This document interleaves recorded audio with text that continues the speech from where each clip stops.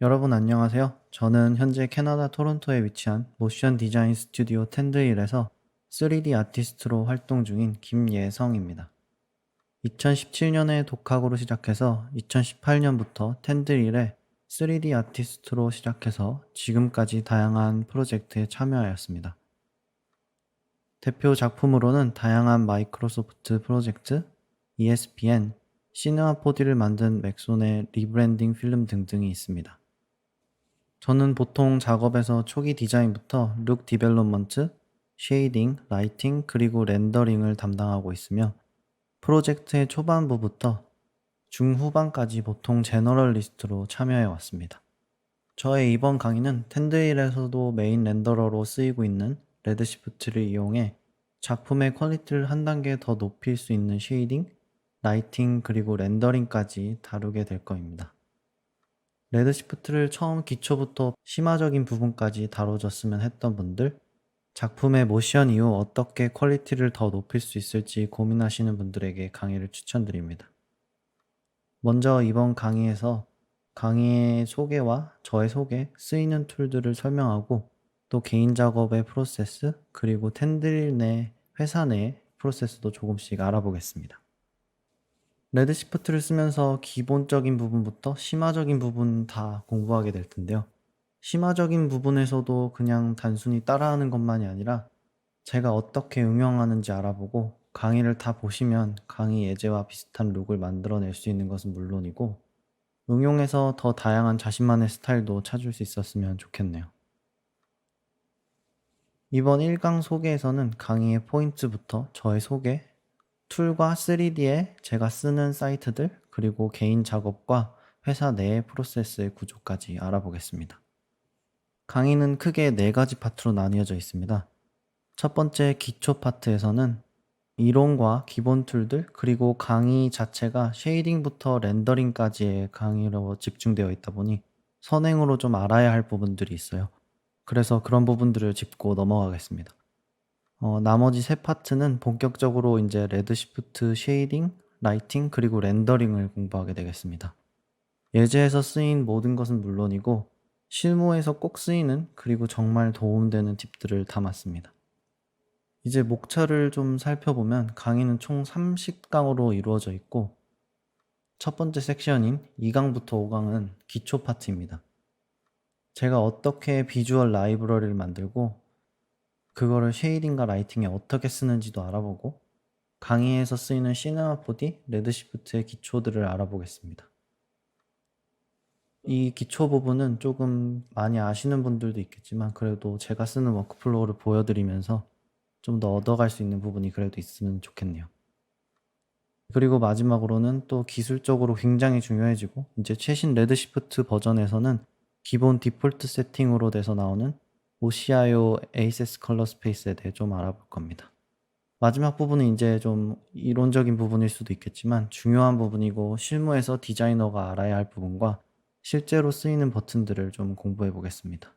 이론 수업이라도 같이 따라하면서 레이아웃도 만들고 아주 간단한 아트워크를 만들어서 여러 이론들을 보는데 샘플로 같이 보면서 공부해 보도록 할게요.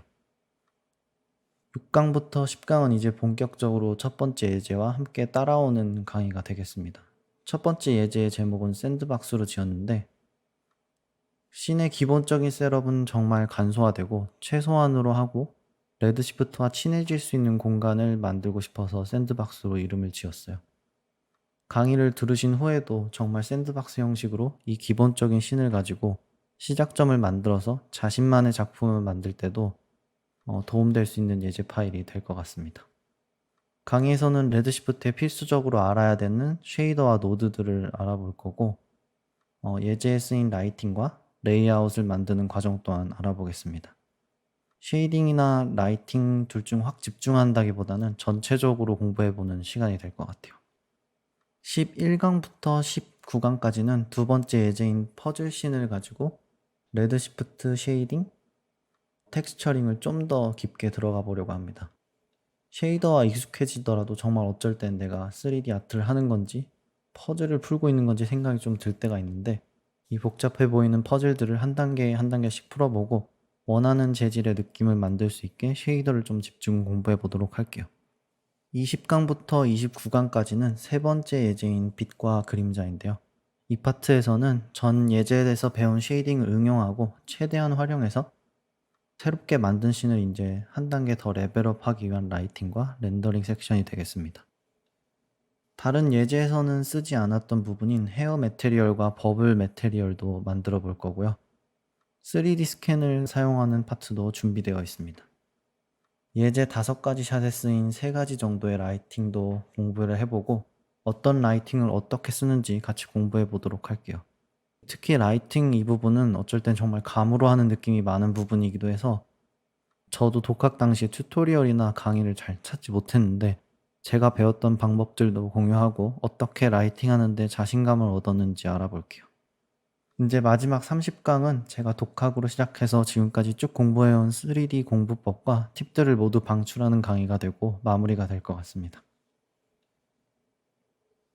이제 본격적인 강의를 시작하기 전에 먼저 제가 어떻게 3D를 시네마 4D로 시작하게 되었고 공부하게 된 배경을 말씀드리면 좋을 것 같아요.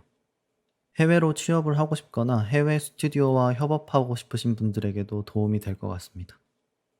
한국에도 적지 않은 분들이 이제 독학으로 시작하시는 분들도 많아지고 개인 작업을 하시는 분들도 많아지는 것 같아요. 저도 그렇게 시작해서 커리어를 만들게 된 그런 케이스죠. 3D 아티스트로 일하기 전에는 요리사로 일을 하고 있었습니다. 캐나다에서도 대학도 요리로 전공을 하고 졸업 후 몇 년간 요리사로 일을 하고 있었죠.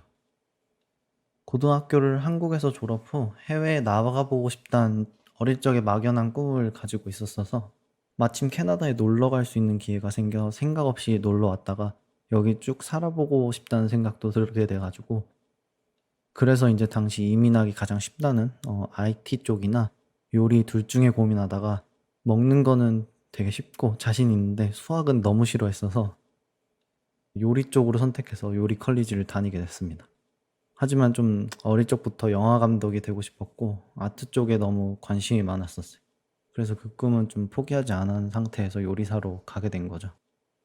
그래서 요리사 된 후에도 열심히 일을 하고 있었는데 정말 하고 싶다라는 게 있고 이게 조금 아니라는 생각이 조금씩 계속 들어서 영화의 편집이나 모든 시각적인 아트에 관련된 쪽으로 가보고 싶다는 생각 때문에 천천히 좀 알아보게 됐었어요. 영화 편집 같은 경우 아무래도 여러 명과 카메라를 가지고 찍어서 원본이 있어야만 만들 수 있고 남에게도 의지하는 부분이 많잖아요. 그래서 저 혼자 무언가 하기가 힘든 면이 있더라고요. 하지만 그때 또 애프터 이펙트를 알게 되고 모션 디자인을 자연스럽게 처음 접하게 됐죠.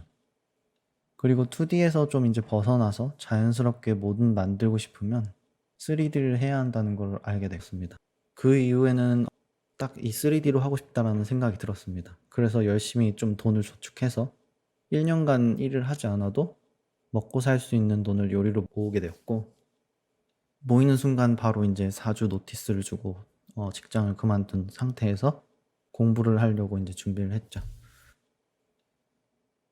물론 그 전에도 일이 끝나면 집에 와서 조금씩 공부를 하고 있었지만 아무래도 요리를 하고 긴 시간을 더 공부하기는 힘든 면이 있어서 그래서 아예 관두고 집중해서 공부를 하고 빨리 업계에 취직해보고 싶은 생각이 있었습니다. 좀 리스크가 큰 결정이었는데 그만큼 그 리스크가 있다는 게 좀 더 저를 푸시해 줬던 것 같아요.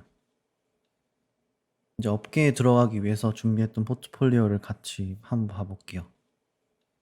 저 같은 경우에는 이렇게 준비를 했었는데 이제 3D를 공부하게 됐고 시네마 4D 옥테인으로 시작해서 그 정해져 있던 1년 안에 포트폴리오를 만들고 공부하는데 정말 집중했습니다. 해외 아티스트들이 많이 하는 데일리 렌더도 하고 포트폴리오도 따로 준비하면서 9개월간은 정말 4D랑 옥테인만 잡고 있었던 것 같아요. 포포를 좀 이제 마무리 짓고 캐나다에서 모션 디자인 하면 가장 유명한 스튜디오인 텐드릴에 먼저 포포를 쭉 보냈습니다. 그냥 하이어 포스트가 안 나와도 감독님들부터 프로듀서 분들한테까지 모두 보냈어요. 그리고 이게 보낸 게 이메일뿐만 아니라 SNS, 뭐 인스타그램이나 그런 걸 통해서도 메시지도 보내고 별짓을 다 했습니다. 또 마침 그때 또 인턴 자리가 갑자기 비게 돼서 인터뷰를 해보자고 해서 본격적으로 시작하게 됐습니다. 포트폴리오에는 이런 식으로 저의 웹사이트에 그동안 해왔던 데일리 렌더들, 그리고 마음에 들었던 작품들과 애니메이션으로 만들었던 작품들을 릴로 모아서 올려두기도 하고, 그런 페이지들을 감독님들에게 보냈죠. 텐드힐에 와가지고 얘기를 해보니까 포트폴리오에 여러 가지 작품들도 많고 개인적으로 좋아하는 취향이 좀 나타나 있었던 걸 좋아하셨던 것 같아요. 많은 학생들의 포트폴리오가 한국에서도 굉장히 비슷한 포트폴리오를 많이 봤는데 여기서도 굉장히 비슷한 느낌을 많이 주는 것 같더라고요. 근데 제가 학교를 다니지 않은 상태에서 준비했던 거고 제가 좋아하는 그런 룩들이 있는 상태에서 준비를 하다 보니까 좀 더 좋게 봐주셨던 것 같아요.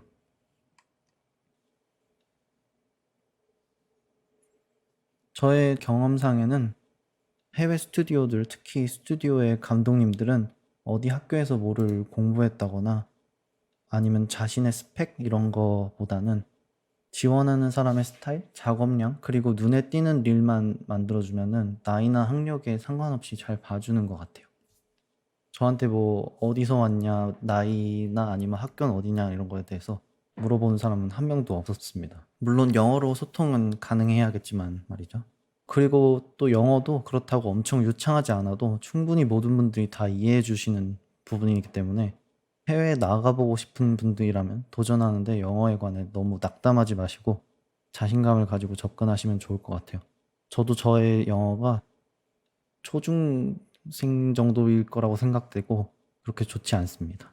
이것도 이제 좀 저의 경험상이지만 대부분의 한국 분들은 영어에 대한 실력이 부족해서보다는 영어에 대한 자신감 때문에 말문이 조금 막히시는 것 같아요. 이건 저의 인스타그램인데 한국에서 좀 해외로 취업을 하고 싶으시다면 저는 꼭 인스타그램, 비엔스, 트위터 이런 SNS에서 활동을 좀 당장 시작하시라고 말씀드리고 싶어요. 저는 개인적으로 물론 일과 관련된 것 외에는 올리지 않고 SNS 자체가 좀 이제 큰 포트폴리오가 되고 직접적으로 좀 감독님들과 소통도 가능해진 세상이고 제가 만나본 해외 아티스트, 감독님, 프로듀서 분들은 모두 SNS를 하고 계셨기 때문에 이게 굉장히 좋은 기회를 잡을 수 있는 한 가지의 방법이 된 것 같아요. 또 이걸 통해서 취업도 가능하기도 하고 그리고 SNS를 통해서 이제 소통을 하다 보면 영어도 좀 쓰게 되니까 자신감도 이제 키워 나가게 되겠죠? 이제 저의 독학 당시에 공부 방법이나 또 그 공부 방법을 지금은 또 어떻게 이어가고 있는지 그리고 다양한 팁들은 후에 강의에서 더 자세히 다루겠지만 저의 강의를 보고 더 좋은 작품을 많이 만들 수 있게 돼서 모두들 자신이 원하는 것을 이루면 좋을 것 같습니다.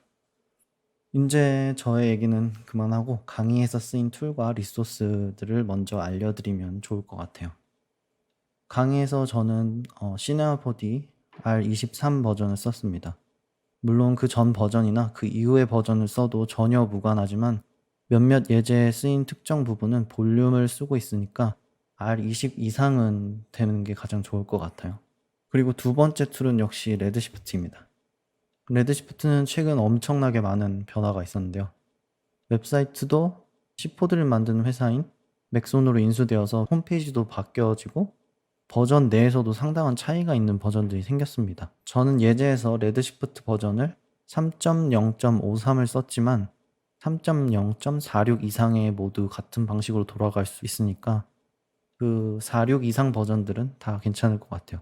그리고 실제로 강의는 3.0.57을 쓰고 있습니다. 그리고 이제 변환점이라고 전환점이라고 생각되는 부분인데 버전 3.0.45와 버전 3.0.46 이 두 가지가 가장 큰 차이가 있는 버전이에요. 이 전 버전들을 쓰시는 분들은 5강의 컬러 스페이스 파트에서 바뀐 부분을 다룰 테니 꼭 자세히 봐주시면 좋을 것 같아요. 이제 그리고 애프터 이펙트 또한 후보정을 위해 사용되었는데 버전은 크게 무관하고 한 가지 설치해 주셔야 할 부분은 무료 OCIO 플러그인이라는 것을 다운받아서 설치해 주시면 되겠습니다. 이 부분 또한 강의 5강에서 제가 같이 어떻게 설치하는지 봐보겠습니다. 그리고 리소스의 링크들은 모두 강의 다운로드 파일에 PDF 파일로 준비되어 있습니다. 강의에서 쓰인 리소스 중 특히 텍스처나 3D 스킨 소스는 제가 재배포가 불법이에요. 아쉽게도 이제 직접 다운로드를 해주셔야 되는 부분인데 제 생각에는 이것 또한 정말 좋은 연습일 것 같습니다. 저도 일을 할 땐 정말 어쩔 땐 몇 시간 동안 이 샷에 딱 맞는 텍스처를 찾아다닐 때도 있는데 별거 아닌 것 같지만 중요한 스킬이라고 생각해요. 강의에서 쓰인 텍스처와 소스들은 이런 것들이 있는데 먼저 무료에서는 폴리헤븐, textures.com, 비즈피플, 맥심로제 HDRI, 그리고 유료에서는 폴리곤, 퀵셀, 셔터스탁이 있습니다.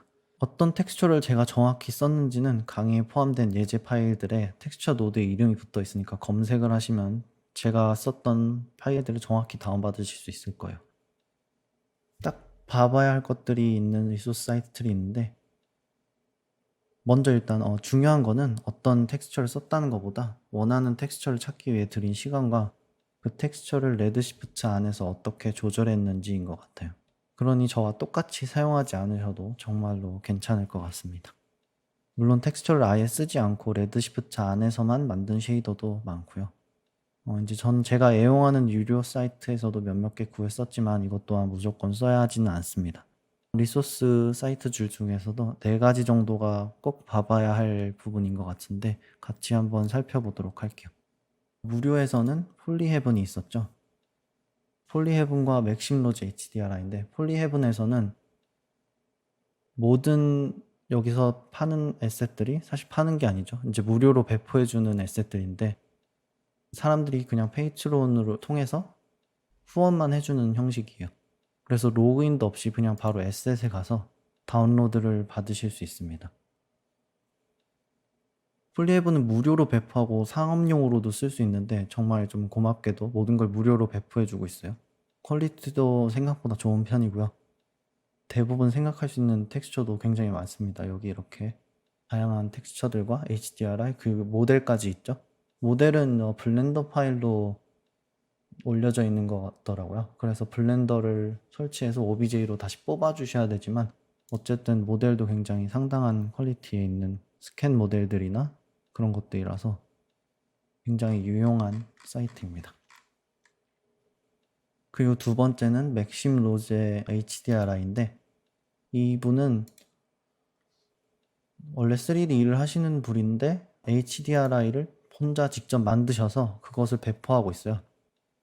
근데 세 가지는 이제 돈을 내야 되지만 첫 번째 인테리어 HDR 프리팩은 무료로 다운받을 수 있고 상업용으로도 쓸 수 있습니다. 특히 이제 이 HDRI들이 정말 딱 쓰면 바로 현실적인 느낌이 딱 나타나게 되게 잘 만들어져 있어요. 딱 컨트라스트도 딱 잡을 수 있게 굉장히 좋은 맵들이어서 저는 굉장히 많이 쓰는 편입니다. 이제 여기서 좀 더 디테일하고 다양한 걸 사용하고 싶다면은 유료 사이트에서 저는 2개를 추천하는데요. 퀵셀과 폴리곤입니다. 퀵셀과 폴리곤은 정말 업계에서도 안 쓰는 사람을 거의 못 본 것 같아요. 텐들은 정말로 다양한 프리랜서 분들이 전 세계에서 협업을 진행하는데 두 사이트 중에 하나를 안 써본 아티스트는 거의 본 적이 없는 것 같아요. 물론 모르는 사람도 거의 없었고요. 픽셀은 3D 스캔 또한 있으니까 굉장히 좋죠. 한 달에 치킨값 한 번 아껴서 구매하는 걸 추천드립니다. 이제 여기 두 사이트 모두 다 나중에 작업이 줄어든 달이 있다면 그냥 구독 취소를 하고 샀던 텍스처들은 그냥 평생 킵하셔도 괜찮습니다. 폴리곤 같은 경우 봐보면 굉장히 카테고리도 많고 다양한 매테리얼들이 많고 퀵셀은 이런 3D 스캔 같은 것들도 굉장히 많죠. 언리얼을 쓴다면 이걸 무료로 쓸 수 있긴 한데 C4D에서 써야 한다면은 돈을 내야 되는 걸로 알고 있습니다. 그리고 이제 시네마 4D를 사용하지 않으시는 분들도 있을 수 있을 것 같은데 레드시프트는 현재 웬만한 3D 툴에서는 다 사용할 수 있습니다. 마야, 후디니, 그리고 블렌더 등등 다 사용할 수 있고 레드시프트 렌더러 안에서는 차이점은 거의 없다고 볼 수 있을 것 같아요. 그러니까 강의 내용도 모든 툴에서 사용하실 수 있겠죠? 저는 일을 시작하고 나서 마야도 조금 해봤고 후디니는 이제 본격적으로 배우면서 쓰고 있는데 왔다 갔다 했을 때 레드시프트 안에서의 차이점은 그렇게 많지 않았어요. 그래서 이것도 레드시프트의 굉장한 장점이라고 생각합니다.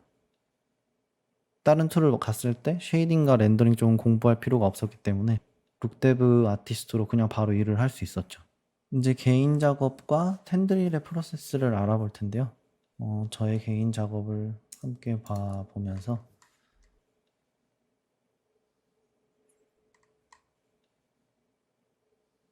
저는 캐릭터도 등장하기도 하고 애니메이션을 할 때도 있고 조금 이런 스타일라이즈 된 느낌의 작품도 할 때가 많은 것 같아요.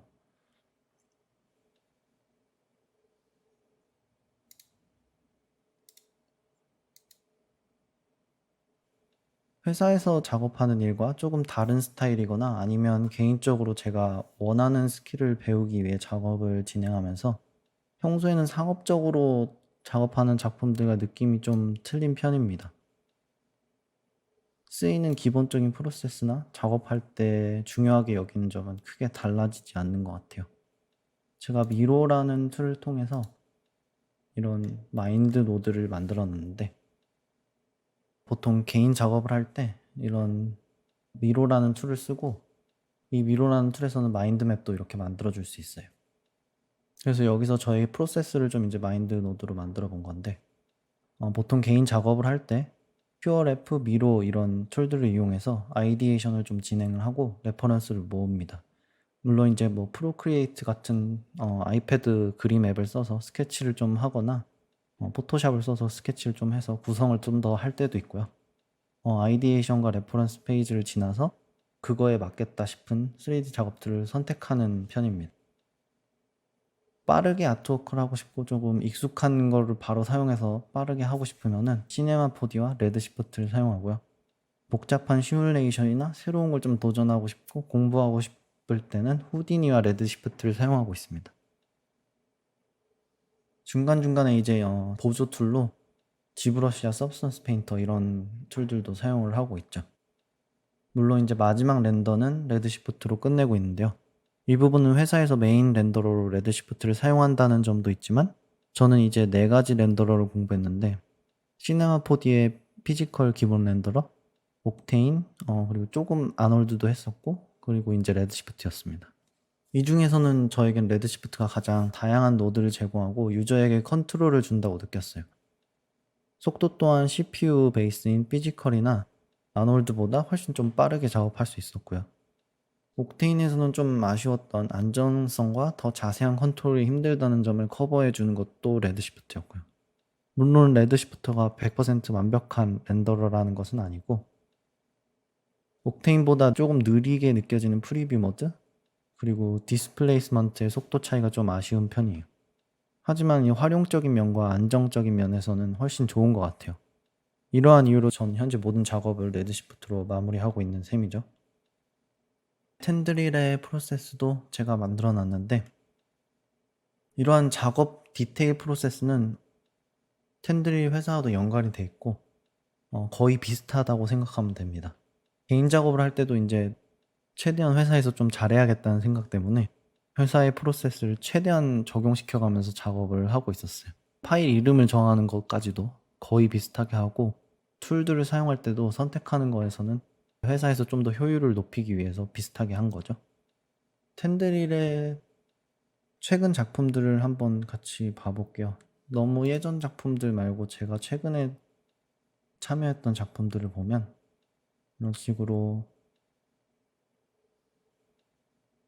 회사 내에서는 작품을 봤을 때 좀 확실히 텐드릴 디자인이다라는 걸 느낄 수 있도록 만들려고 감독님들도 좀 노력하는 편이에요. 그래서 그런 게 좀 많이 묻어 나오는 것 같습니다. 또 그렇게 또 푸시를 하다 보니까 프로젝트마다 조금씩 좀 복잡한 렌더링 스킬들이 들어가거나 후디니의 사용도도 굉장히 많이 늘어나게 됐어요. 지금 여기 이 프로젝트를 보면은 마이크로소프트 프로젝트인데 볼륨이 굉장히 많이 사용되었죠. 이런 폭신폭신한 볼륨의 느낌을 내려고 심화적인 렌더링 부분을 거친 부분인데 또 레드시프트가 볼륨을 쓰는데 굉장히 속도가 빠른 편이라서 이 프로젝트도 이제 레드시프트로 진행이 되었죠. 이렇게 저희 회사에서는 좀 디자인이 중점이 되고 다양한 좀 브랜드와 협업하고 좀 브랜드 필름부터 브랜드 광고에 필요한 툴킷 그리고 새로운 기술을 홍보하는 데 필요한 영상들을 만들고 있습니다.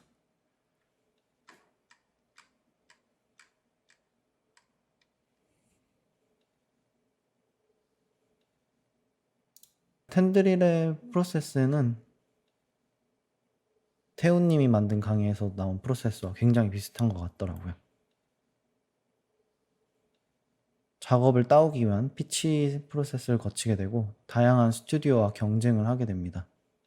클라이언트가 원하는 방향으로 좀 제시를 하고 그런 거에 대한 스타일 프레임도 만들어서 보내주면은 클라이언트가 이게 맞다 싶으면은 어워드 되는 시스템이죠.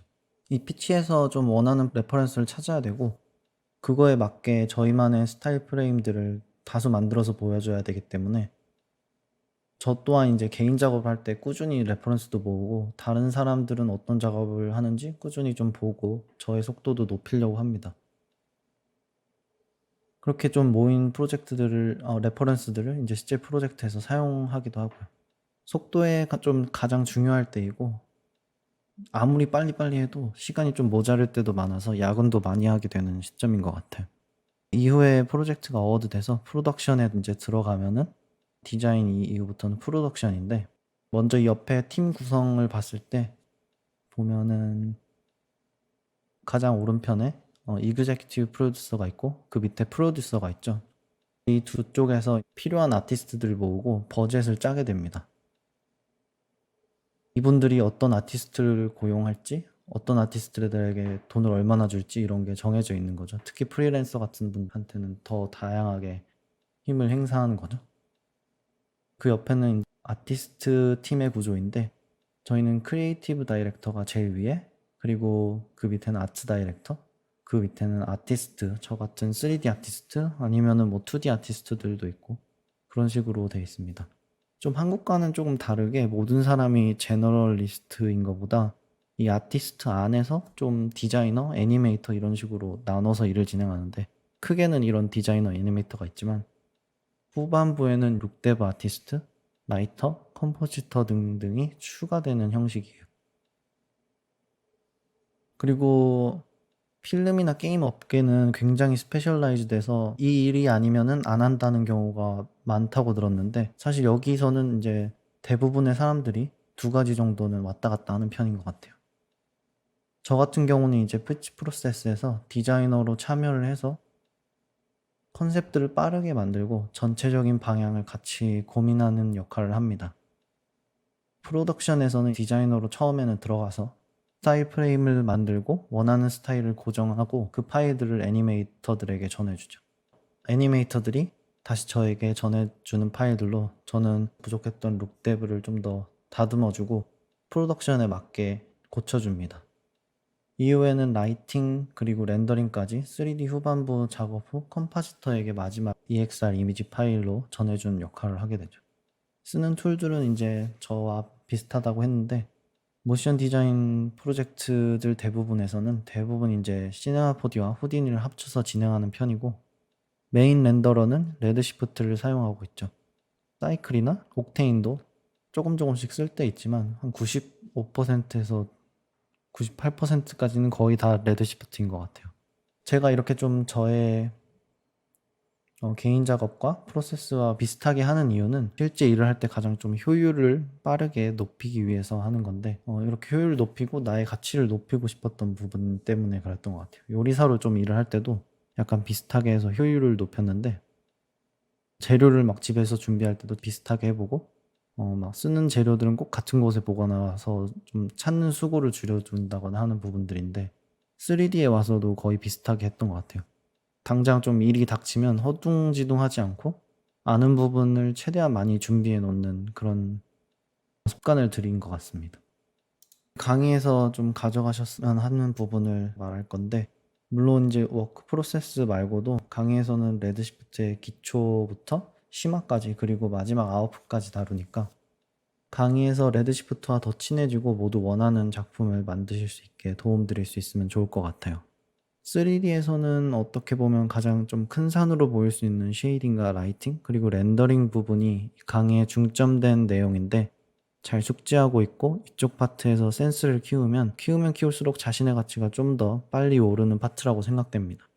아무리 좀 멋지게 움직이고 모델링이 잘 됐어도 마지막에 이상한 쉐이딩이나 룩뎁을 거치게 되면 그렇게 멋지게 해두었던 먼저 번에 멋지게 해두었던 일들이 좀 없어지게 되는 것 같기도 하고 말이죠.